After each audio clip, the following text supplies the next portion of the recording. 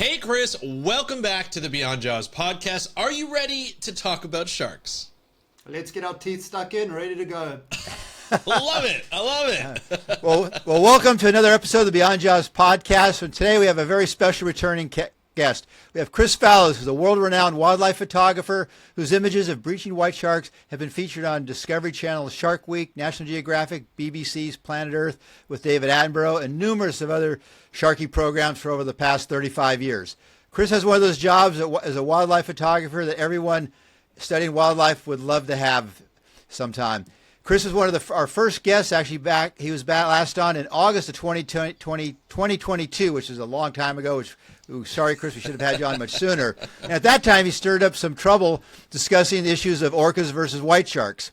Well, since that time, we decided we had to have Chris back on the show because he's been stirring up more trouble on orcas and white sharks, as well as he's doing some new work now, doing a lot more terrestrial photography, which we want to catch up on. So we thought, well, it's long past due. Chris, time to have you come back on the show and catch up, and welcome to the show. Thanks, Dave. I brought my ladle with to stir the pot again, so ready to go, and yeah, happy to discuss the issue again. Perfect. So, just quickly before we dive into the orca stuff, what have you been doing with your Chris Fallows photography these days? Yeah, well, thanks for asking. So I think, as you mentioned, I've lived a very charmed and privileged life. I've been to all 7 continents many times and worked with many of the planet's most iconic animals, and I've seen many of them, become very imperiled along the way. There have been some good news stories too, but the reality is when you've had such an incredible life that's been given to you by all these creatures, you need to do what you can to give back. So through my fine art photography, I hope to inspire audiences around the world as to what incredible creatures we have, and hope for those that may not have the privilege that I've had to become passionate about those animals by seeing them and, wanting to see them for themselves.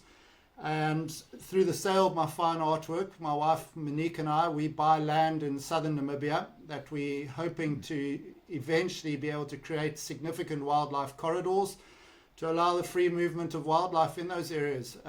It's a very arid area. It's an incredibly beautiful area. It's an area that historically had much charismatic megafauna. And, there are a couple of other like-minded people in the area, and we hope to create an area one day of maybe somewhere around 3 to 4 million hectares, which is the size of a small European country, and bring back creatures like lions and elephants to these incredibly beautiful landscapes. And I'm sure we'll touch on this, but what I learned with working with, the marine world is that had I been able to buy chunks of the ocean or buy islands, I might have been able to make a significant difference. But I couldn't do that. I can do that in a terrestrial environment, and I can control what happens on those lands, and I can try and protect those animals. So that's why, it might seem a strange segue for people who know my background, having now moved to protecting terrestrial landscapes. The reality is, by virtue of being able to protect them ourselves, we can control what happens on them. So yeah, you're really trying to use the images and narrative built up over a long period of time to effect a positive change, and hopefully in a very small way give back to those creatures that have given me so much. Yeah. Chris, can I ask you a question in terms of your photography? Because your photographs are legendary in many ways, and photographers are a bit of a they are storytellers in a way. They tell their stories through the images. Can I ask you, how has your storytelling through your images evolved since you first started out until now, where you were your work outside of photography, or I guess it's all intertwined, is very conservation focused, obviously, as you just mentioned. Was that the storyline that you were trying to portray when you first started? Was that always it, or has it evolved, and how has that evolved? Yeah, I love kicking off with that one. So, when we very humbly discovered those famous flying great white sharks, it was all about creating impact. The world had never really seen images like those before. So, yeah, it was capturing GWOW moments and, essentially trying to elicit an emotive response to them. But over time, I began to realize that there was a lot more to the great white than, flying out through the air and a big mouth full of teeth. And it became a case of trying to integrate the environment that the white shark lives in into my images. So I started placing a lot more of an emphasis on bringing in the greater landscapes. I started moving more from shooting with long lenses to wider lenses. And then as my style, I think, progressed, I really started putting a strong emphasis on bringing in art into my work. So focusing on elements like clouds and ruffled sea states, shooting into the light and creating a lot of emotion with my work. And then trying to focus on what was specific and relevant to that particular species. So, you know, if it was working with great tuskers, for example, I was looking to photograph the most iconic tuskers left on the planet, and in landscapes that really had an artistic feel and look to them. And it was the same with the white sharks. You know, over time, I realized I could get very close to these animals. They were never about trying to catch me, and I realized that right from the beginning. And so I started trying to shoot from very low angles and really use very wide lenses, which allowed me to creatively use little crafts and all sorts of different things to capture those images. So yes, it was really a progression from high impact, very fast photography to more conceptual photography, where I planned an image a lot more, went to certain areas at certain times of the year to bring in those moody aspects. And I really tried to do the environment that the animal lived in justice with the animal itself. And the story is told through the visual aspect of the photograph. Did you ever follow it up with like an essay, or even like, you know, in today's world where everything is on social media, you have a lot of young, aspiring photographers who are trying to learn the craft, and you know, they're trying to tell stories. When you do photography, is the story told in the image itself, or do you have like an accompanying essay or writing or whatever that might be? In today's world, maybe a post on an Instagram, who knows? But to help get the message across, or is it just more of the visual aspect? No, you know, once again, lovely question. It's both.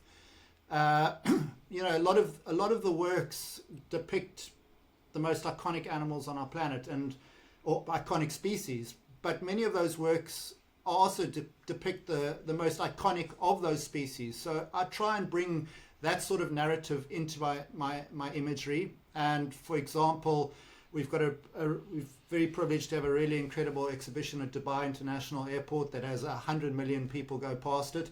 And there, under each image is a story. The one exhibition there is called The 11th Hour, and it kind of relates to that theme where time is running out for all of these animals. And under each image, I kind of tell my very humble life story working with that particular animal. So the narrative is as much about telling the story as the image itself is.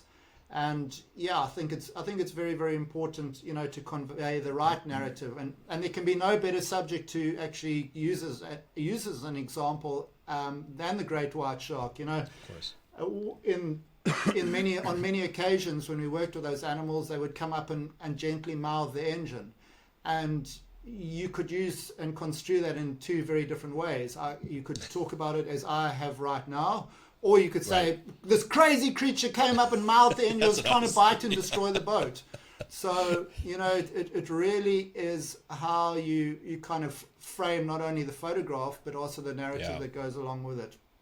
Yeah, I feel like that latter headline is one that's used a lot these days, you know, on social media and on headlines to kind of get people to click. But it feels like the other one that you first started talking about seems more of like you have to be patient with the message, that it may not get the viral attention that a lot of people seek these days, but you get the right attention from the right people who want to learn about these sharks and the behavior of these sharks, or any animal that a photographer might shoot, right? And I feel like that's the way to go these days, is just have that patience with your message, and you'll find the right people. The internet's a big place, the world's a big place, and if you put it in the right places, you'll get the attention it deserves. You just have to be a little patient with it. I wish you could broadcast that to the whole world, because that's what it's all about. We will. At the end of the day. We will. It's on YouTube. It'll be on YouTube. it's so true what you say. You know, it's not really about how many hear the message. It's about who hears the message. And I think in today's world, so many people are focused on trying to get more likes and more followers that in so many ways are superficial. Yeah. You know, it's about being authentic to yourself, being authentic to what you represent, and trying to convey, certainly in my case, what I believe the truth is about those animals. And yes, it's not always glossy and it's not always sensationalized. In most cases, you know, it's a lot more subtle. And I think if you look into the depth of those subtleties, you find the truth and the honest answer about those animals. So I like to think if people read the Instagram posts I do, and I'm not a huge social media person, but Right. I really try and bring forward the emotion and privilege of what it's like to work with an incredible great white shark or magnificent super tusker or a truly incredible great aviator like a wandering albatross, you know, and let people live in that moment that I was so privileged to have. Yeah, absolutely. Yeah, yeah. Do you have any particular now moving off? Now that you're not doing doing the white sharks as much like some of your terrestrial stuff. Do you have any particular place you like to do your photography at these days? I think, Dave, yeah, I mean, we do go to a lot of places, but with my style, it's very much about trying to bring art into my work. So a place like Gansbaai National Park for elephants, the Central Kalahari for black-maned lions, working off South Africa's west coast for super pods of humpbacks, very moody sort of style and feel there. Going to really remote places like St Andrews Bay for huge throngs of penguins, where you have incredible landscapes behind them. So yeah, every place I go to is carefully planned, and specifically at certain types of the year to create a look and feel to the works. But having said that, you know, I certainly won't ever say no to visiting somewhere more conventional like the Kruger National Park or Etosha National Park, because first and foremost, I love nature and I love animals. Photography comes as an extension of that, and sometimes I love just being there. We were in Matusadona National Park in Zimbabwe just a few days ago, and I didn't even take my cameras with on this trip. I just said, you spent your whole life looking through essentially a little inch squared viewfinder. Just go and take the canvas in. And I got such a kick out of just looking at a couple of elephants that I've seen probably a million times in my life against an incredible thunderstorm, and, you know, just enjoying being in those moments. And it also inspires you when you can just look and engross yourself for when you do go and take those photographs. You know, it's kind of like taking a vitamin C tablet, and yeah, just really feels the passion. Do you find when you're, say, at a place that's like, say, Kruger National Park, which is where the animals probably tend to be a bit more habituated with people around, versus when you go to a more remote area where the animals probably they're not used to humans being around? Do you find a difference in the behavior? 100%. I mean, yeah, look, as a photographer, it's a hell of a lot easier to work in an environment where animals are habituated. It's always nicer to photograph the front of them rather than when they're running away and you photograph their backsides.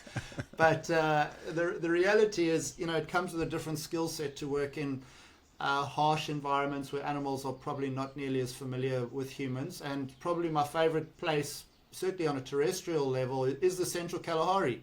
You know, it's an area that's 55,000 square kilometers. So truly ginormous, and you might be one of only 100 people in that landscape. And the animals, yeah, they're not as frequently, or not seeing people nearly as frequently. So it is a different skill set. You have to put in the time. But the beauty is when you find those animals, you are on your own. You can spend the whole day waiting for that moment, and you can really, you know, conceptually come up with something that's very special. So yes, the big national parks are great, and I would suggest anybody who hasn't been to go and see them and experience them and have these animals right next to you. I mean, it's incredible. But I think it's also a progression once you've had the privilege of seeing those places, is you kind of seek out these truly wild places, you know, very few of which actually remain, and have those intimate experiences. Yeah, yeah. Well, that's really neat, Chris. I've really enjoyed your photography as you transitioned over. Now it's been amazing, and thank you, Dave. just seeing how you transitioned for that.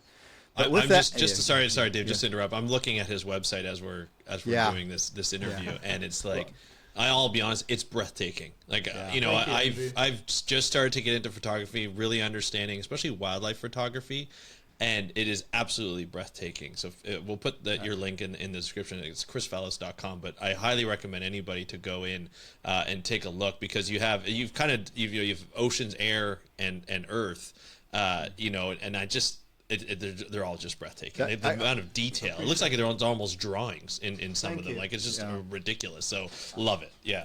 I got to ask you that your iconic elephant picture here on your homepage. How did you get? I mean, I've been up close to elephants, but I'm looking at that going, okay, how the hell did you get that one with? That's a very special one. So that photograph is actually called Defiance. And the name embodies what that animal has had to go through. So that's an incredible female tusker. There are very few elephants left like that on our planet that have these incredible tusks, especially a female like that. So she's, by virtue of that, defied the poacher's snare and the hunter's gun. That environment in which that photograph was taken is incredibly harsh. That matriarch has to cross a lake that's about 20 kilometers long that has not even a blade of grass. So she has to get her herd, sometimes with very small elephants, across that. And then with ever diminishing resources, particularly in that environment, that's Amboseli, where the shrinking crown of Kilimanjaro that nourishes all of those landscapes and provides water is also shrinking. So she's been kind of defiant in every effort to kind of wipe her out. And it takes a lot of time and patience. I've been there many times, spent probably quite a few months of my life there, and I'm not just trying to take a photograph of any animal in that herd.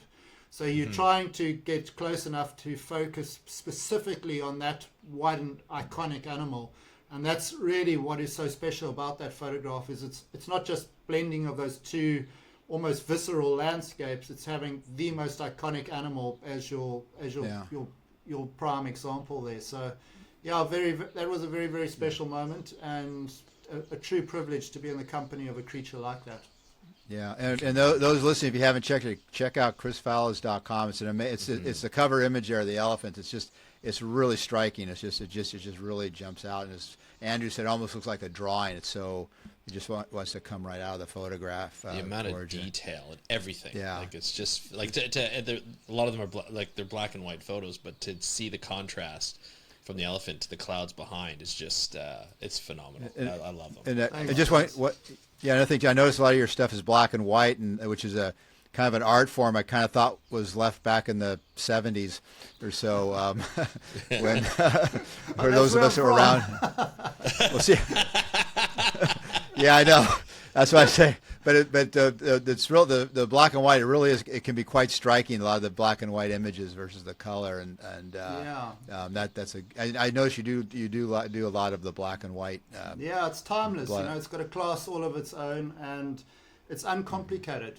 And I think when you're trying to create art, you're trying to create something that's pleasing, and the less complications it has, the more the eye can readily identify with specific features. So I love black and white on many levels. There are certain images that I just can't bring myself to turn into black and white, but from an art point of view, and I'm trying to create investment grade art pieces, I think black and white lends itself perfectly to that. Agreed. Yeah, agreed. Absolutely. Well, can I ask you a question? You mentioned this is a typical 1970s type of photo, and grew up in the 70s, and just rub it in, Andrew. No, I think this is great. This is because I think there's a lot of times where even in science we forget the methods that were used in the past, and some of the studies that were used in the past to kind of how it brings into the future and how it influences how we do science now and just how we do photography now. There's been a lot of change in photography since the 1970s. We're in a digital age right now. Yeah. Did you make that transition, or are you in a transition where you're still using film? Do you still use digital? When you made that transition, you have to learn on your feet. Can you just talk about that transition, how it's affected your photography in that sense? So when I first started shooting, which was in the 90s, we're obviously shooting on film and slide. Yeah. And it was a case of, if you went on an expedition and you were shooting underwater, you would have 36 images that you could take, and that was it. So if you're underwater and you thought something good was coming, you kind of had to bide your time. And the other big thing was that you could make the same mistake over and over again. You could never look at the back of your camera as reference. So, Right.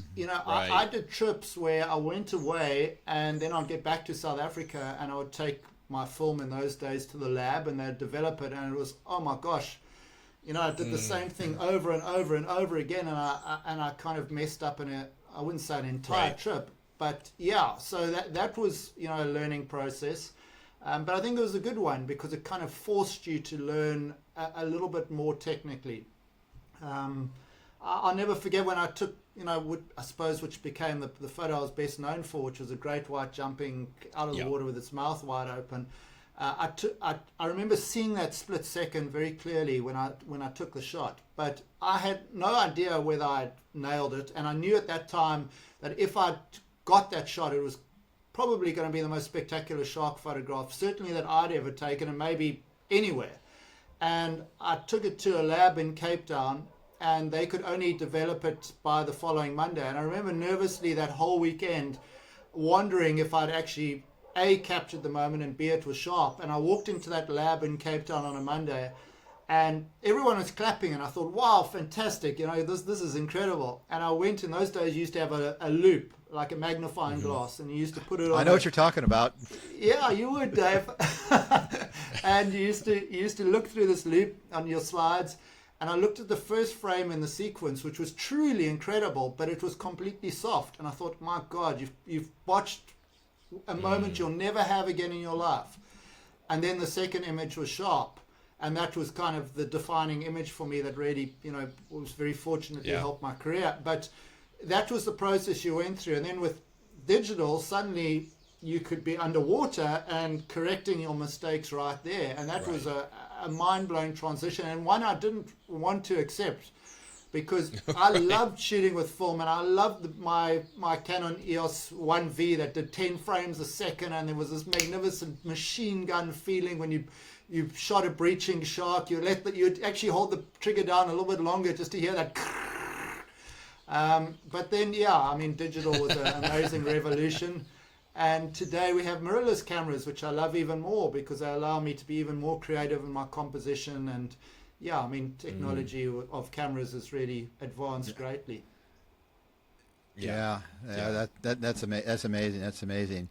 But so Chris, even though you're doing this it's really good. We'll have to have you come on sometime. We'll just spend some more time on this stuff. But we wanted to talk to you today about, you're still stirring up trouble on this white shark orca issue, which has been in the news again lately. And kind of want to have you update us on the trouble you're getting yourself and everyone into. I'm always in trouble one way or another. If it's not with the sharks or scientists, with my wife. So who knows? But the reality is, the reality is, I still want to save those few that are left, and I still very strongly believe that we're not tackling the real issues that have pertained to the real reasons why we've lost the great whites in South Africa. So those animals gave me everything in my life, and I will keep fighting for them. I don't have any vested interest anymore. We've sold our shark business. I don't derive any income from working with those animals, but what I do have is over 3 decades of incredible experiences, many of the best ones of my life that were given to me by them. So yes, I do believe that the truth, what I believe the truth is, needs to come out, because if we don't address those factors, there is no chance we will ever have white sharks again in South Africa. So I don't purposefully go out there and stir the hornet's nest. I have no intent of doing that, but I do want to trigger whatever I can to start really looking into those causes and rooting them out, because I believe without getting rid of those primary causes, which I'm sure we'll discuss, the white sharks have got no chance in South Africa. We need to control those elements that are within our control instead of focusing on those which we have no control over. Yeah.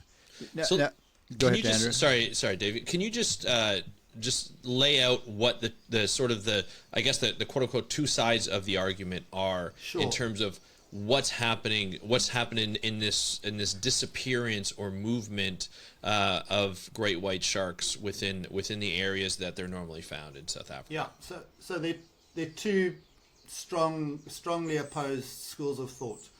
The first is that two orcas by the name of Port and Starboard have come to the South African coastline about a decade ago and have caused the complete disappearance of white sharks from the three former hotspots in South Africa that I think it was globally acknowledged had the highest population of white sharks anywhere in the world. So that was False Bay, Gansbaai and Mossel Bay. And they've been those two orcas have been the reason why South Africa's white shark population has either collapsed or been killed or has moved to the east, as some would suggest. Then there's another school of thought, of which I'm a strong proponent, that anthropogenic, so human causes in the form of the Natal Sharks Board, KwaZulu-Natal Sharks Board, that have got a set of bather protection nets on our east coast, as well as a fishery called the demersal shark longline fishery. So demersal means bottom, and then it's a long line that is put out to catch small species of sharks. That those two have been the primary causes of why white sharks have disappeared from our coastline. And, we did a huge amount of work investigating the longline fishery. A lot is already known about the devastating effect that the Sharks Board has on sharks in South Africa. But really looking into this fishery that has long been suggested wasn't really having an impact on the white sharks. And really, in recent times, we found out that, yes, sadly, what we speculated all along was not only true, it was probably an underestimation of the impact that was taking place. Yeah. Go ahead, Dave. Go ahead. Okay. Yes. I mean, the other thing it kind of struck me when it kind of like as I was kind of following it a little bit, but after talking to you a couple years ago, and of course I've talked with Alison Towner, Alison Koch, and a lot of the other people, Paul Cowley, and others that have been involved with it. One of the things that I also kind of came across was there seems to be there's been more of a cold water intrusion in the Western Cape, and you've seen like species, a common one you'll know well is the shy sharks.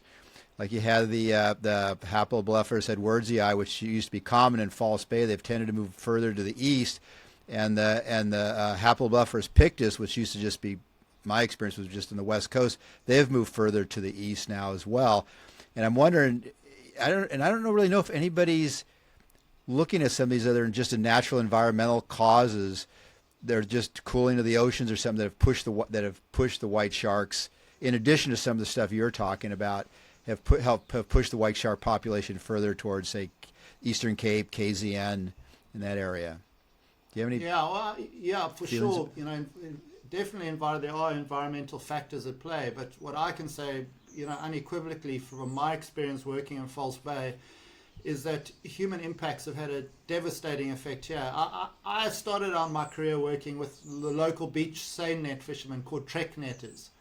And as a young guy in his teenage years, when I should have been more diligent in my studies at school, I used to be down at the trek nets taking the sharks out the nets and releasing them. In the early days, the trek net fishermen used to kill the sharks. And very kindly, through a little bit of persuasion, they allowed me to start tagging them. And in those early years, it wasn't uncommon for us to get, upwards of 100 smoothhound sharks in the trek net, maybe with 10 or 15 bronze whalers, and then a couple of other amazing sharks like the odd thresher or ragged tooth thrown in between.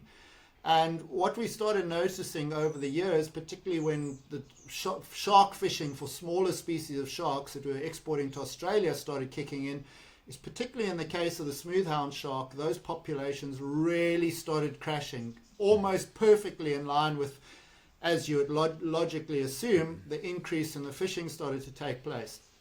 So we noticed that we were seeing a huge decrease in numbers of those smaller sharks. What I didn't understand at the time, and please remember we're talking about the mid 90s here and even earlier, is the relevance of those small sharks to great white sharks. In the early days, we used to just think that great white sharks fed on seals, and when they got bigger, they might scavenge whale carcasses, etc. But what a lot of science has told us, since then, is that those small sharks and various fish species form a very, very significant portion of the great white's diet. And if you look at the Natal Sharks Board that, has a long history of obviously killing great white sharks, what they also did is they looked at the stomach contents of great whites. And in a paper done by Jeremy Cliff, it was shown that of the 592 great white sharks that they sampled over it must have been about a 15-year period. Forgive me if I'm slightly out on that. Yeah. Right. That smaller sharks and fish made up over 60% of the great white's diet. And what we started seeing around the world is, that sort of figure started mirroring itself in other areas. And when I started working all around the world, I often would see, white sharks in environments where these small sharks were. So it didn't take a rocket scientist to start figuring out that if you started messing with what is a primary prey source, you're going to probably start seeing ecological shifts in the distribution of the white sharks as well. And what we noticed in False Bay is, and bear in mind, by the mid-90s, I was starting to run my own shark business, mid-late 90s. And by virtue of the fact that I was making money out of working with great whites, I needed to know where they were to satisfy my clients' needs to see these animals. And we realized that the great whites were around the seal colonies for roughly around 5 months of the year. So traditionally in the late southern hemisphere autumn months, so you're talking about April, May, and then into the very early spring months, so beginning of September. So essentially a 5-month window. And when the white sharks suddenly left Seal Island at the beginning, middle of September every year, we quickly found out that where we found them correlated exactly with where the smoothhound and other small species of sharks were. And then over time, particularly in the early 2000s, when the shark fishing, the handline fishing, and then the longline fishing really started kicking in, and those small sharks started disappearing from False Bay, we started suddenly encountering white sharks in all sorts of areas in False Bay where they may have been seen occasionally before, but now suddenly were becoming very prevalent. And we started seeing the great whites coming back to Seal Island earlier and earlier every year. And it wasn't a huge step in logic to think, well, these animals are having to cover more ground to find what was previously easy food to find. And in all likelihood, they were coming back to Seal Island to scavenge, because that's what we were seeing, whereas before it was primarily hunting healthy seals. They were coming back to scavenge to offset the deficit of them not being able to find these other prey sources. And we started seeing this further up the coast as well. We also started paying more attention to the fact that the white sharks, were feeding on these small animals. And in places like De Hoop, there are no seals, but you had high numbers of great white sharks inshore in environments that were very rich in these sharks. So it didn't take, too much to put together that you lose these small animals, you lose the prey, you lose the predator. If you put it in a terrestrial equivalent, if you wipe out all the impala out of the Kruger National Park, you're going to lose things like cheetahs and hyenas and wild dogs and all the predators that prey on those. And we're going to move forward quite a bit here. But what we didn't realize at the time, and I was starting to talk to the shark longliners, and I knew one or two of the captains of these boats, and I started saying to them, how many of these small sharks are you catching? And they would say, well, an average trip they would catch 10,000 of them. And that to me was a truly ginormous number. And I said, my theory is that by removing the white shark's prey, you are going to be causing big problems for the white sharks. And I'll never forget the one captain of the boat. He was actually an incredibly knowledgeable person on all forms of fishing and marine life. Mm-hmm. And he said to me, I don't know so much about what you're talking about in terms of the white shark's prey being these small sharks and what impact we're having. But yes, it's logical. But what you should be far more worried about is the fact that the longliners, of which he had been one, are entangling a lot of white sharks, and the white sharks are dying on their lines. So that suddenly triggered, for me, at least as big a problem. But it became almost impossible to prove, because he was now retired, but the active captains would never say, hey, yes, we're catching lots of protected great white sharks and we're killing them. And it's not easy to get on these boats. So for a long time, we were waving the red flag saying, you can't wipe out the white shark's prey and expect there won't be consequences. But a couple of years ago, after much digging and really trying to get to the bottom of it, so much so that we actually even bought a boat to follow the longliners and caught them fishing in marine protected areas and caught them breaking pretty much every law you could, we eventually got a whistleblower on the inside that we tracked down through a hell of a protracted process. And he told us exactly what was happening on those boats. And yes, they were catching and killing large numbers of great whites, that they had a very well established procedure to get off the boats and out of sight, out of mind. And, you know, the penny really dropped that these guys are not only killing the prey of the white sharks, because of the huge spatial overlap of that fishery with where the great whites also naturally were, that essentially the fishery and the white sharks are targeting the same thing.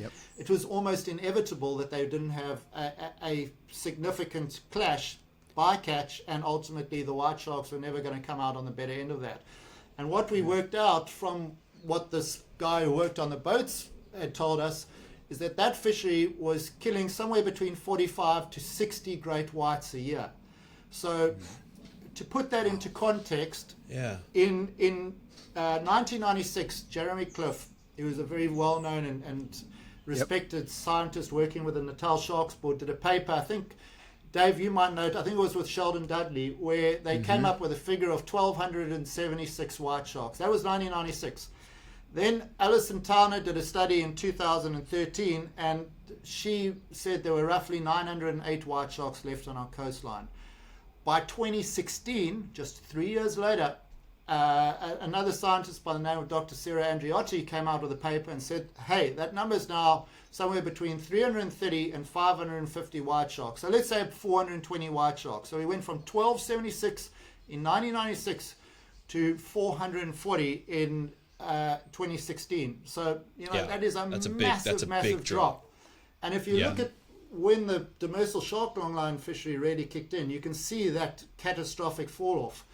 And one of the things we did working in False Bay is we kept data from, I'm not a scientist, I'm not a researcher, but I'm a very passionate naturalist. And we kept data from the very first day we started working with those white sharks in False Bay. So I kept data on all sightings, every single animal. I tried to get the sex on every animal. I kept data on every predation event we ever saw and the outcome. And I kept data on anything else that was interesting pertaining to the white sharks, as well as all environmental data. So we had a very long and consistently kept data set from 1996 till 2018, or even to longer than that, but we'll get to 2018 shortly.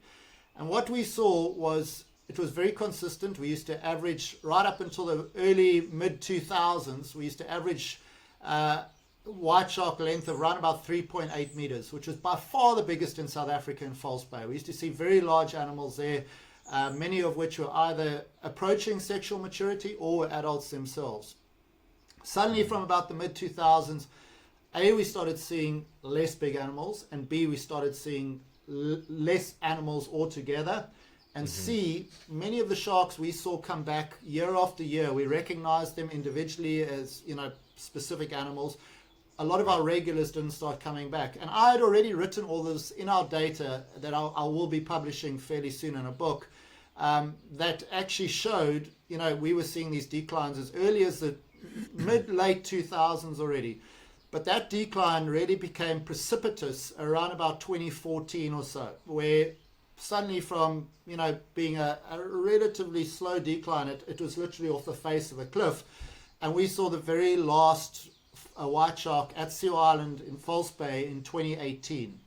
So, yeah, from those incredible years where we could have up to 23 different great white sharks in a single morning, by 2018 we lost the last one. And here's where I'm going to climb on board with the orca theory. So port and starboard only became frequent visitors to South African shores from about 2017 onwards. We never once, in all our years of working there, and we were there pretty much, our business became relatively successful, I like to assume.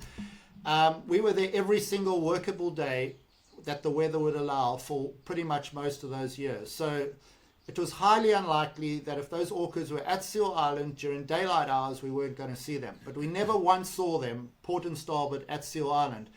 And preceding port and starboard coming to South Africa or becoming even relatively frequently seen along our coast. We had already seen a decline in the early 2000s or mid 2000s, and then by 2014, long before the words of port and starboard were even on anybody's lips, a precipitous decline in false bait, to the point that when port and starboard arrived on the scene, by all intents and purposes, the white shark was already a word that was used in historical terms in false bait. And similarly at Dyer Island, if you go back and seriously interrogate that data, their crash around Dyer Island preempted port and starboard coming on the scene. So before you even start the whole orca argument, I say, how can you blame an animal that wasn't even on the crime scene? But then to explain away how 2 orcas could displace the world's biggest white shark population over a stretch of coastline of well over 1,000 kilometers, if you go from Cape Town, which is kind of the western extreme of where white sharks historically were seen, although they actually used to be seen up the west coast as well, up to the end of the KwaZulu-Natal coast. It doesn't make sense on any level, and certainly our data doesn't show any correlation between that. You know, if you look at it in a terrestrial environment, it's like saying, well, 2 lions suddenly came into the Serengeti and every single leopard just left forever. No, these animals have got preferred feeding environments that there are not that many of, and just because another predator infrequently comes into that area, you cannot simply abandon those areas in perpetuity. So my very strong belief, and it's shared by a couple of non-government shark scientists in South Africa, is that the Natal shark sport coupled to the demersal shark longline fishery were just too much pressure on an animal that was already, you know, there were only, let's call it 1,000 odd of them left. To have roughly 60, 70 white sharks being killed per annum every year, that population could never sustain it. And then when the orcas did come along, you know, I think that additional pressure of roughly 1 per year, because from 2017 to 2025, there were roughly 10 deaths attributable to the orcas. That additional threat was just simply too much. And yes, people are still seeing the odd white shark in an area called Sinsa up the east coast. But I think you really are seeing, you know, in biological terms, correct me if I'm wrong, Dave and Andrew, but one of the ways you look at a population decline is what's called the basin effect, where populations contract from the outside inwards. And I strongly believe those small white sharks, small and medium-sized white sharks that are left at Sinsa are the very few remaining white sharks we have in South Africa, and certainly to no extent explain away the loss of 1,000 white sharks, and certainly False Bay's population where we had very big white sharks. So in a nutshell, I don't believe that if you don't get rid of the demersal shark longline fishery that creates very few jobs, does nothing for food security in South Africa, and is having a catastrophic effect, now targeting 2 species that are listed as critically endangered and endangered with the superfin and smoothhound sharks. If you don't get rid of that fishery and you don't start applying more non-lethal methods than the Natal Shark Sport, you will never see white sharks in South Africa anywhere near what I experienced. And in all likelihood, we might lose them forever. Yeah, well, well, Chris, there's so much there. I'll try to. There's so much there you said. I could jump in. I'm going to just try to summarize a lot of the stuff. Some of the points you mentioned there. One of the things you mentioned is that things you said is like, and this is true. People tend to think that white sharks only eat seals, sea lions, you know, the occasional dead whale. And I can tell you there was actually, and you'll know who this is, but if anyone out there listening, whether you're South African or not, but if you go back and you look at some of the publication series that John Bass, Jeanette Daubry, and Nat Kisnasamy did, it was published in the early to mid 70s. Classic stuff. Well, when I kind of predated you a bit, and kind of really in the late 80s, and it's hard to believe, but at that time, Leonard actually, because Leonard Capani was my advisor, he was onto this whole thing about these white sharks, particularly if they're under about 3 meters in length. They're feeding on sharks, large bony fishes. They don't really start to get into the 100%. Mammals until they're over 3.5 meters. And I remember I can go into a whole long dissertation of this, but basically they transitioned their prey when they get larger. But these soup fin sharks, these hound sharks, are their main prey item. And I was there at a time where white sharks were really common in the Western Cape. I mean, they were real abundant. But I used to go to all the rock and surf and light tackle ski boat things, from everything from Longabon all the way right on up to the KZN coast.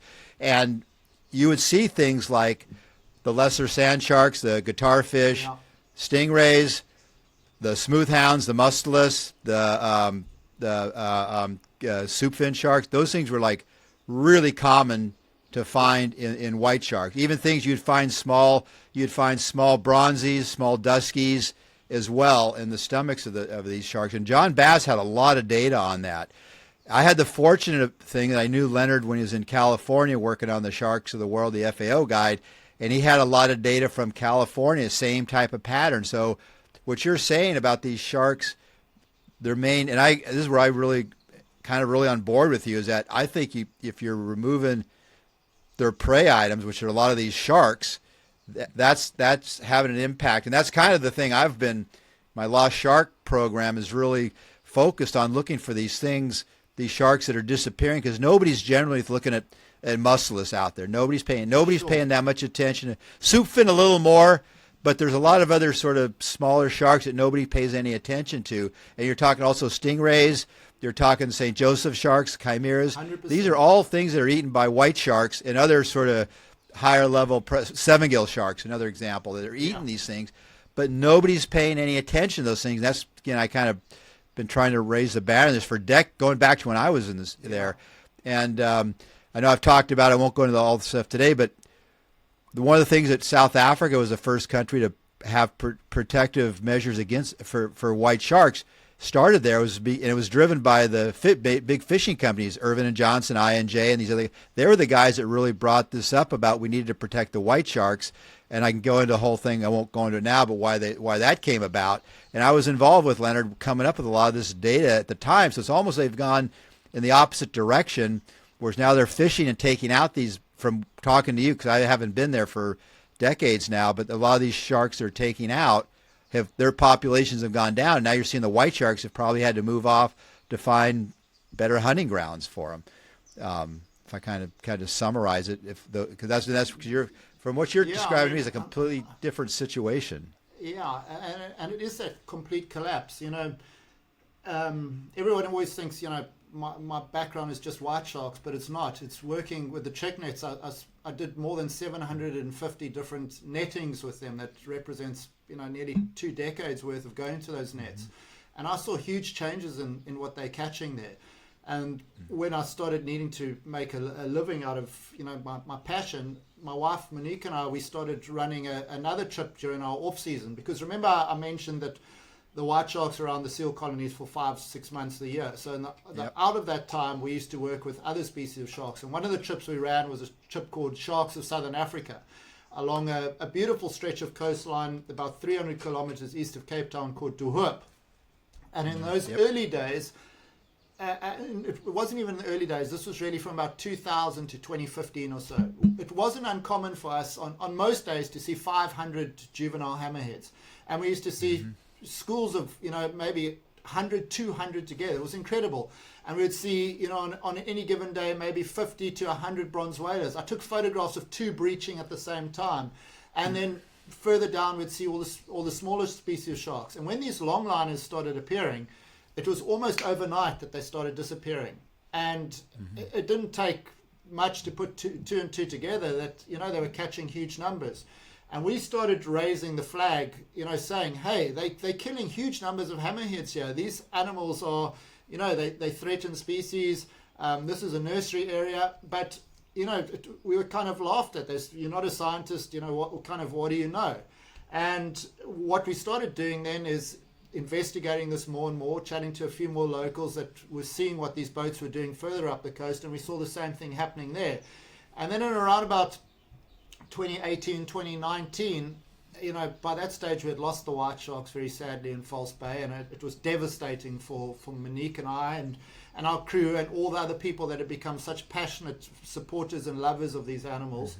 that we decided we wanted to really assess the impact of the shark longline fishery. So my wife and I sponsored the purchase of a vessel, and together with Dr. Neil Hammerschlag, who at that time was with the University of Miami, he brought 2 master's students over from Miami, and we started looking at the efficacy of De Hoop as a shark sanctuary, and then the impact that this fishery was having on those animals. That there was never a boundary to a marine reserve. There's no fence there, so the sharks don't know, where the reserve ends or not. What impact that this fishery was having on these various species of sharks, because we believed that they were catching thousands of protected hammerheads, and at that stage the government was saying no, they're not. And in fact, if you go look at their data, the data says no, they're not. They're catching pretty much zero.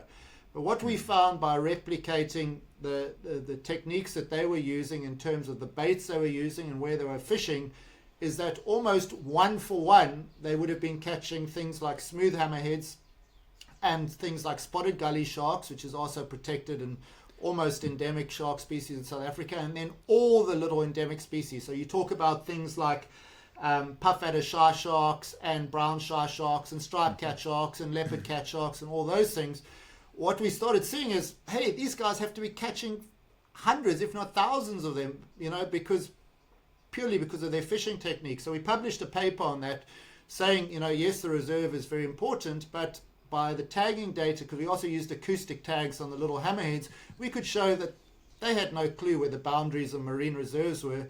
And unless you created a buffer on the edges of those reserves, essentially you fish on the edge, you catch what's on the inside as well. And what we found from the whistleblower when he came forward is, he corroborated exactly what the data showed. And he spoke about them, how they would catch the gully sharks and the smooth hammerheads, simply cut off their heads, cut off their fins, and smuggle them into the catch. And he spoke about the thousands of endemic sharks that they caught, and because they had no value, they would just cut off their heads to get their hooks out, because it was too much of a mission to now gently try and get a little hook out. You either bash them senseless over the side of the boat and take the hooks out, or you'll cut their heads off and take the hooks out. So it didn't take much to realize that, we're losing a huge part of our natural heritage here because of this highly destructive fishery. And yes, further up the coast, like you, Dave, I also spent time in Langebaan looking at those smooth hound sharks, and in False Bay with all those species, and further up the coast. And I'm sure people who were further up the coast could say the same thing. What has happened to South Africa's shark populations, and I know I'm sounding like a bloody prophet of doom here, but the reality needs to be told, is nothing short of catastrophic. And if we have to look, and I'm going to be perfectly honest here, if we have to look at how stocks have been managed in South Africa, despite many people saying it's amongst the best managed shark fishery in the world, just look at the scoreboard. We no longer have great white sharks. You hardly see a blue shark. The smooth hammerheads are a fraction of what they were. The endemic sharks have gone to shite. And, species like the 2 primary target species, the smooth hound shark and the soupfin shark, have gone from being listed as near threatened, and I think the smooth hounds weren't even listed as threatened historically when the fishery started. They're now listed as endangered and critically endangered, and we still have dedicated vessels targeting a species that is imminently threatened with extinction. So for me, I am outspoken on this. I'm very passionate about it, and I believe we need to shut this fishery down if South Africa's sharks are going to have a chance. I think it'd be a interesting comparison. Again, I just have experience in both locations. Is in California back in 1994, they passed their own sort of protection for white sharks. Here it was South Africa, Australia, and then California. And I had a little bit of involvement in the California one, from my experience, and this is just qualitative, observational, what really changed the dynamics, because we have just phenomenal white shark populations here in California. I'm here in the Monterey area, and we have big pods of orcas out here, and they occasionally get a white shark, but they have not slowed up the white shark population. 100%. But what happened in the early 90s, around the time they did a couple things. In the 70s, they passed the Marine Mammal Protection Act, which protected all the gray whales, the seals, the sea otters. But the other thing is, in the early 90s, they moved the trammel and the gill nets further offshore. They used to be in closer to shore where they would catch halibuts, and was a targeted fishery, but that was Yeah. but when they moved, but nobody was paying any attention. Again, the early '90s, nobody's paying any attention to, like, well, how many white sharks they catching, but they moved them offshore, and there really is not much of a fishery, I don't believe, anymore. But they definitely moved them offshore, and I think that combined with the Marine Mammal Protection Act probably did more to enhance the white shark population. Because people, if you listen to the show here, I go out here in the bay. I'll go up in the helicopter, and we'll go along a 2 mile length of beach out here, and we'll count 40 little white sharks out here, kind of in that 1.5 to 2.5 meter length side, the small ones, and they're literally just sitting right in back of the surf line, and they're just hanging out there. And but what also occurs out there, a lot of these sharks you're talking about, the hound sharks, the soupfin sharks, a lot of the bat rays, they love bat rays. All these things this is all their habitat where they hang out. And these sharks, so I think you have in California where they moved this fishery offshore, basically our population went up, and here this fishery started up in South Africa, and the population basically of these sort of mid-level sharks, mid-level predator, trophic level sharks disappeared, and that's impacted probably the white sharks. So they've, I think it's just an interesting case from two locations that I don't know if you talk to Chris Lowe much, he's got a better handle on it. More, he's been working on it for longer than I have, but I've just been around long enough to see what's been going on. But it just seems to be a good dual case study of what happens if you take out these different small coastal shark species. 100%. I mean, I hate South Africa to be that case in point, because I also used to fly in the helicopters, and we'd see 10, 15 big, sub-adult or adult great whites from Strandfontein to Muizenberg, and it was similar with Gansbaai and that sort of area. And yes, we are that tragic case study. And yes, South Africa on the 1st of April 1991 was the first country in the world to protect the great white shark. And Yep. I very sadly predict, under the current circumstances, we'll be the first country in the world to lose a significant population of great white sharks. And for me, those animals gave me everything. And it is a tragic case in point. And that's why, we started off where I spoke about, how I use my photography and story. And this was one of the catalysts. When I took the last ever significant photograph of a breaching great white at Seal Island, I kind of had been there from the beginning, spent more than 3,500 days at sea with them. We recorded 10,496 predatory events, and I took that last ever photo, and that was in a space of 22 years. And if you think about it, that was probably the most spectacular behavior, those flying great white sharks, ever seen by humans in the animal's many million year history, and we lost them in 22. And if that is not an incredibly powerful story of how quickly this thing can really go tits up, I don't know what else is. And yes, you guys implemented measures that maybe by chance or by circumstance aided the white shark's recovery. We've done exactly the opposite. And the ramifications are huge. We don't fully understand them. Yes, I did a paper with Neil and a couple of other co-authors where we looked at the cascade effect of losing a white shark. So we did two.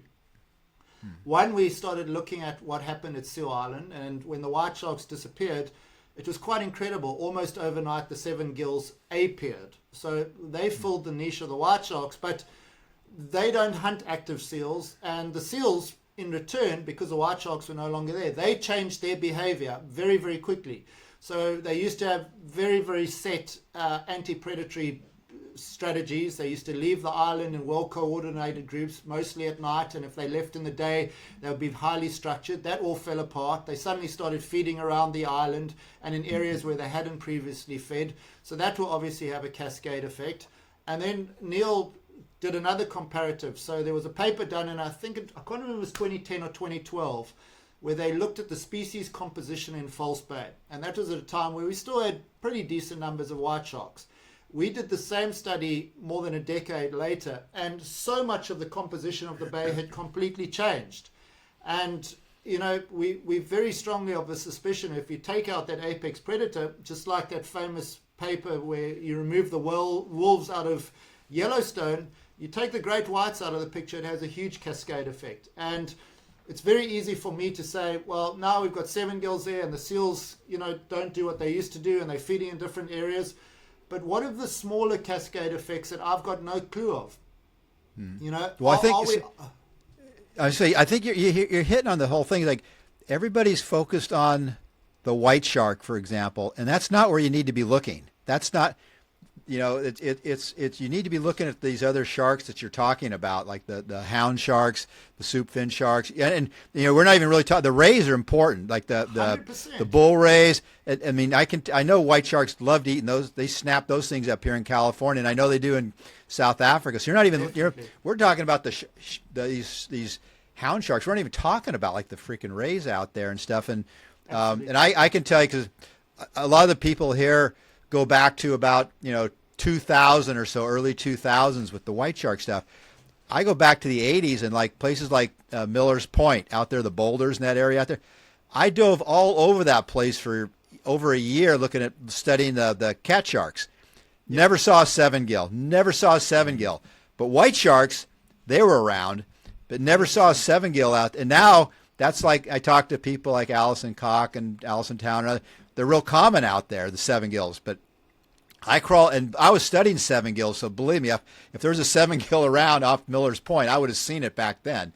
Not that they didn't catch them once in a while, but you just never saw them diving. Sure. So I think that's the kind of... Exactly. There's so little baseline data out there. And Right. I think it's so important to have that as a reference point. Yeah. And like you say, in the early mid-90s, another very well-respected scientist colleague of yours, Malcolm Smale, was working with Marcel Crusoe, and they were doing a study to see the viability of actually longline fishing in South Africa. And the catch rates of things like smoothhounds in False Bay used to be amongst the highest ever recorded. And, you'd go out on the boat and you'd be catching smoothhounds of like 30 kilograms. It was unheard of. These ginormous things that were, nearly my height, 1.6, 1.7 meters. I used to see them. I can vouch for that.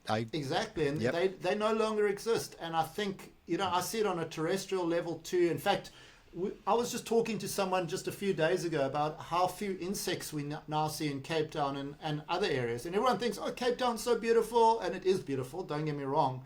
Oh, yeah. But I think what we really are overlooking is what's happening at the bottom of the food chain. Insects used to be everywhere, because when we go photograph in Botswana or Namibia or Zimbabwe, we're driving, 2,000, 3,000, 4,000 kilometers often. And in the early days, your windshield, you were constantly complaining because you have to stop at the garage and have your windscreen cleaned with all the insects that you used to hit. Nowadays, I can almost do an entire trip without cleaning a windscreen.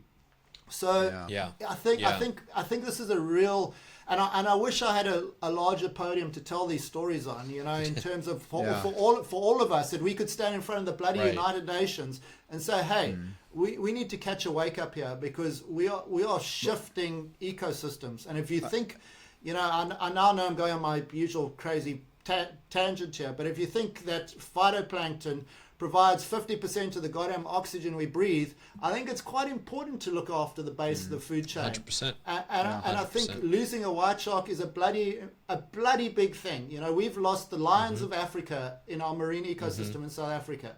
And I think these are big things that need to be spoken about, and I think they're big things that need to be addressed. You all of us have had the most incredible lives.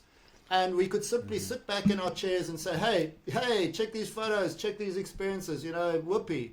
Yeah. But by virtue of having these incredible experiences, we know what it can be. And the generation before us knew what it could be as well. And I really hope my generation was going to be the one to say, hey, it's better than dads or grandpas. But it's not. Right.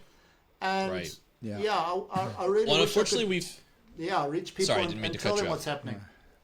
Yeah, and I agree with you. I think we've seen this, unfortunately, time and time again. Here in Canada, we saw it with the cod stocks that just collapsed, in the early 90s. But it wasn't that they just collapsed out of nowhere. We had data scientists and fishery scientists telling, government officials, as well as the fishery industry, as well as other scientists, that, hey, look, we've seen this decline in fisheries data, in the stock assessments.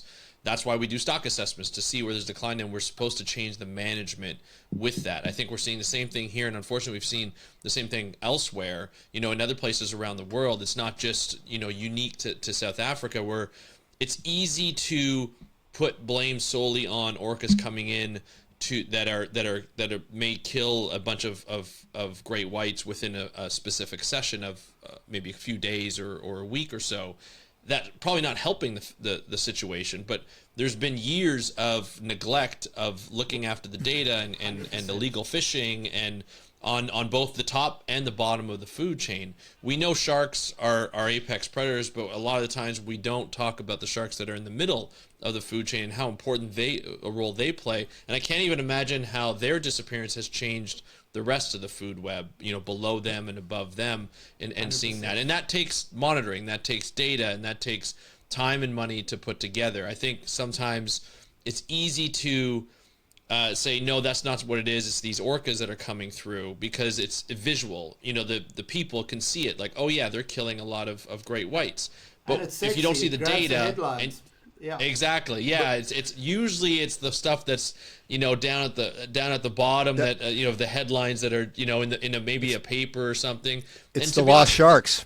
It's the lost sharks. Literally, that's literally what it is. Exactly, and it's papers like what you have contributed to and put out with Neil and others over the years, and other people who have contributed to this sort of, I guess, narrative of a story. And it gets amplified through this podcast, hopefully, as well. We just had Christian Parton, we mentioned just before the interview. He just did a video on it, looking at both sides and seeing, like, hey, this is the big debate, but it's probably not the orcas. It's probably the lack of fisheries data and the lack of fisheries monitoring, or illegal fishing on both sides, and just overfishing on those lost sharks, on those smaller sharks that have actually contributed to that. So I guess the question here is, I think there's enough to kind of, there's enough data and enough of a story to look into, the monitoring of these fisheries. Chris, like from your perspective, as we kind of finish off this episode, how has the government responded over the years, and even now that there's more attention towards this side of the debate and not as much as orca? I mean, I may think that there's more attention now to this side of the argument, where we're seeing in the fisheries aspect. How have they responded to these papers, as well as a lot of prominent people coming out and saying, hey, we need to look at this aspect and see if there's something that's going on here? You really want me to get the big ladle out now, don't you? We don't have to go into it too much, because we're running out of time. Chris, we'll have you back on and wind you up. Yeah, but that's a teaser for the next time and it won't be 4 years. I assume they haven't responded positively to this argument and really relying on the orcas. But have they come around, or at least shown a sign of, like, hey, you know what, maybe we need to look into this more, or are they just completely cutting it off? No, so the orcas still maintain the primary focus of the government-related shark scientists and the people that support them. And the non-government scientists very firmly say, hey, we need to address things like the Natal shark sport, and we need to address things like the demersal shark longline fishery. And unfortunately, the non-government scientists don't have the sway, and they don't have the option to make management decisions, and so we sit in this terrible situation. And as a non-scientist, I kind of have seen it from both sides. Right. And yeah, it's a terrible impasse that we sit at. And the reality is, if you blame the orcas, you kind of are exonerated for bad mismanagement, and you don't have to do anything about it, because we can't do anything about the orcas. And right. This has been my issue all along, is that whether I'm right or I'm wrong, let's address the issues that we can address. Of course. And those are the anthropogenic issues. We can't do anything about the bloody orcas. They need to do what they need to do. It's a natural phenomenon. As Dave said, the orcas have been predating on white sharks at the Farallon Islands, at the Neptune Islands, at the Stewart Islands. It's not unique to South Africa, and the white sharks haven't disappeared there. So hello, there should be a bell ringing there straight away. Yeah. But we can address a fishery that is targeting, for God's sake, critically endangered species, bringing in no money, no food security, and exporting it to Australia for fish and chips, where they should not be eating these animals. So we need Great. In my very humble opinion, we need to get our asses in gear and really start making a difference where we can. Great.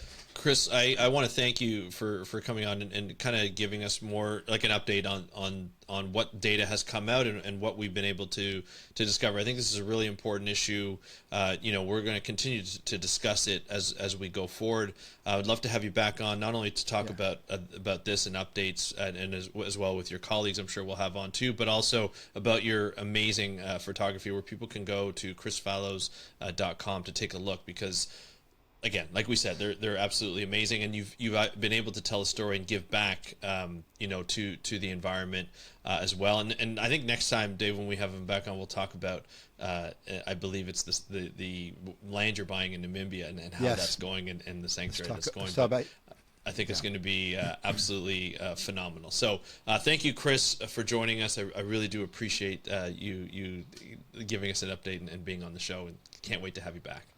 Andrew, Dave, thank you again, and thank you for all you're doing to elevate these issues. And just a quick shout out from me to all scientists who put their heads out of the foxholes and stand up for what is right and try and make a difference to those animals that have given them their careers. So thank you all, and look forward to being back the next time. Whether you put me in the pot or whether I've got the ladle or we talk about something else, I look forward to it.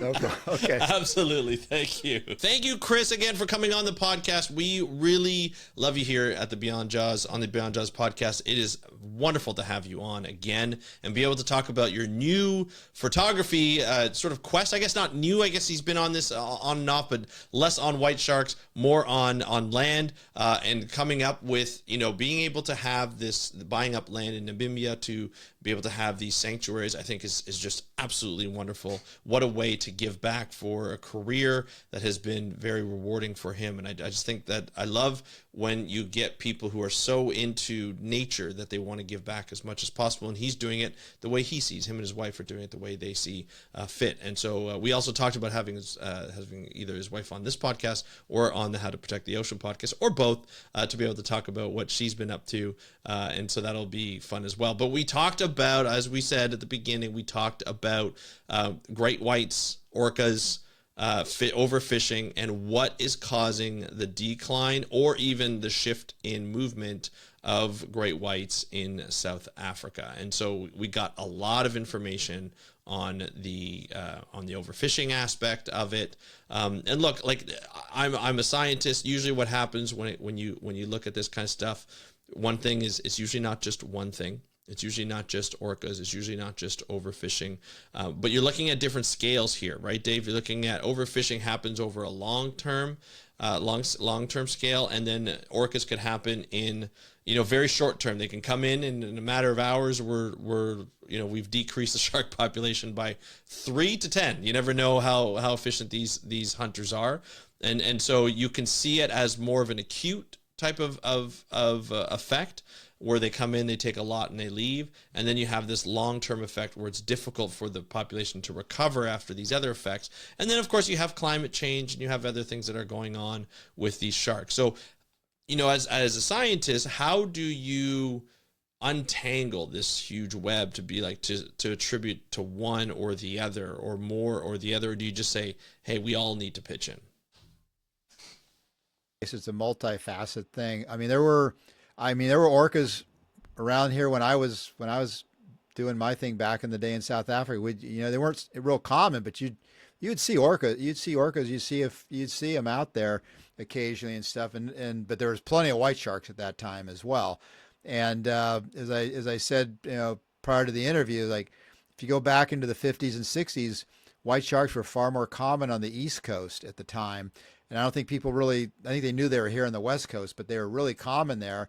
And then when I came along later on, they didn't seem to be as common on the East Coast. And whereas today they're fairly common. So I think a lot of the people looking at the stuff now, they go back 20, maybe 25 years, probably, when things may have started changing. And so I think you have to go back, go back 60, 70 years, because there is information back to the 50s on what was going on there, and see if you can notice any changes or trends. And you can also find out things like, I know people have told me there's been a shift where you have cooler waters now in the Western Cape than before. It used to be, not that it was ever really warm, but it was like you have cooler waters there. And I know some other shark species have migrated further east than they were in the past. And so I think these are the kind of things I always talk about, that things like these lost sharks, these little known species, they're going to tell you more about what's going on than things like white sharks, because by the time you start noticing it at the white shark level, there's probably a whole bunch of stuff that's already gone on. And that's what I always try to emphasize. And I don't know I know some people pick up on that, and other people, I'm not sure. I'm just not sure if people really have grasped onto that you need to be looking at these lost sharks, because they're going to be more indicative of the health of the marine environment than the white sharks are. Yeah, no, absolutely. I think that's something important to note. And this debate goes on. I think that the difficulty of all of this is the action that doesn't get taken, because potentially, and this is all allegedly, because I don't know the full situation, according to Chris, where the government's not taking action because they're saying it's the orcas, and so that makes it a difficult aspect, because you're like, well, hold on a second, like, we should be worrying about fisheries. We should be at least monitoring it a little bit better, making sure that we know what's available, what's not. The irony is, you know this because you heard me talk about before, but the whole thing about the white shark protection back in 1990, 1991, which I was involved with, it was driven by the commercial fishing industry. That's who drove and a lot of the people, even the people I talked to, they didn't realize that it was the commercial fishing industry that drove the whole white shark protection thing, and so I think that's an important aspect of this whole story, that the fishing community was the ones that got behind it. Now I've been out of it, so I'm not as plugged in with them as I used to be at the time, or what's going on there. And the government's obviously changed considerably from back then. I knew all the players, like on a personal level. I knew them pretty well. Now I don't know any of the people there now, because it's been like 35 years since I lived there, and so I don't really have the same connection there. But I always think it's an important aspect that, like I said, it was the commercial fishing industry that drove the whole conservation movement for white sharks. So what's going on now? I mean, it's easy to say, like, well, it's two orcas are wiping out the population, there's nothing we can do about it, versus actually spending some time and energy to figure out what it is. And I think it all comes down to sort of type of leadership. And because I knew the people on the government side of stuff at the time, they were guys that took action. They were action type people that they had relationships with the commercial fishing industry, and they took action and did stuff. Whereas today I don't want to be critical, because I don't know the players on that side of it these days. So I think the thing is too, is you got to take the emotion out of it too, right? It's not because of any one person. It's not because they're fault. If they are looking at the science and they see science saying one thing and then they see science saying another, this is where science thrives, is in the debate, is in the critiques. It gets better because of it.